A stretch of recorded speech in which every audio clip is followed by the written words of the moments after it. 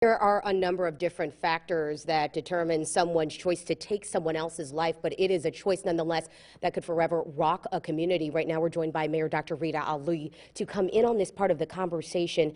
Mayor, what can we as a community do in order to make sure that people don't have to make these choices to shoot and kill someone?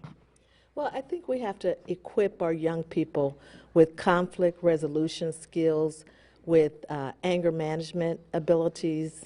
We have to help them to not choose to pull the trigger.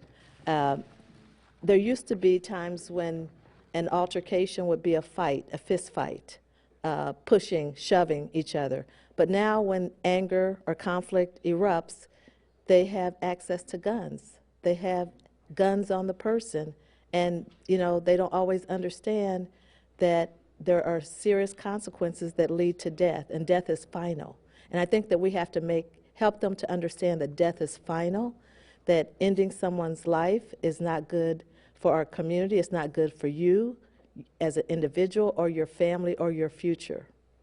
We know one of the initiatives that you have really championed is the Safety Net initiative, been on the front lines of that, working with a community network of people, with city leaders, health officials, law enforcement, religious leaders to come together and really try to find solutions to crime in this city. Yes. But there are some people in this community that feel that crime prevention efforts only start and end at the discussion table. What's being done to make sure that Safety Net isn't even in that cap, that you're going beyond those discussion tables to make actionable change? So the Safety Network is really a network of individuals that are connected with organizations or groups that have resources that can help to support individuals and families, helping to identify their needs, whether their workforce needs, their housing needs, and really wrapping those needs around these individuals, those children, after-school programming.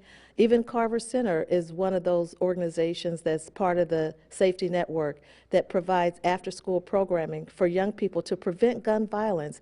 But the network itself is we've been meeting for about 1.5 years now.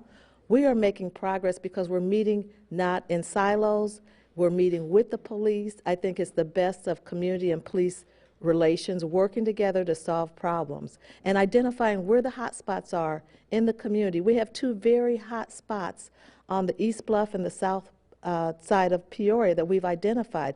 We want to put a parameter around those hot spots. We want to identify those households and provide resources to support the individuals that live in those households.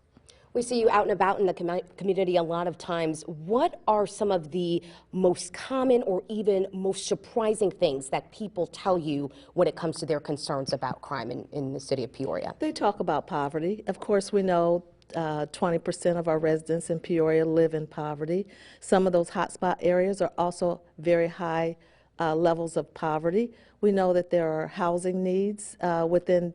There's so much disparity, and a large percentage of the victims of homicide, of those that are perpetrators associated, are within our African American community. But you have to look at the disparities that are based on race within our community. And there's a report that's going to come out next month that the Joint Racial and Equity Commission will actually release, and it will show the long history of racial disparities within our city. We have to address those racial disparities if we're going to see even the reduction of gun violence and crime in our community.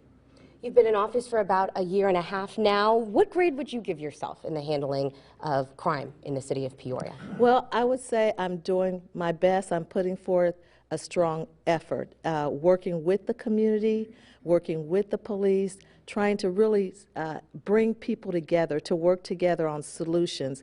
We have great leadership in place with our Chief Echevarria. We have great leadership amongst the ranks of the police department, but we have also great leadership within the community, our organizations, our residents, our activists, our outreach, people who are doing case management, people who are providing support, addressing trauma, and don't forget our schools.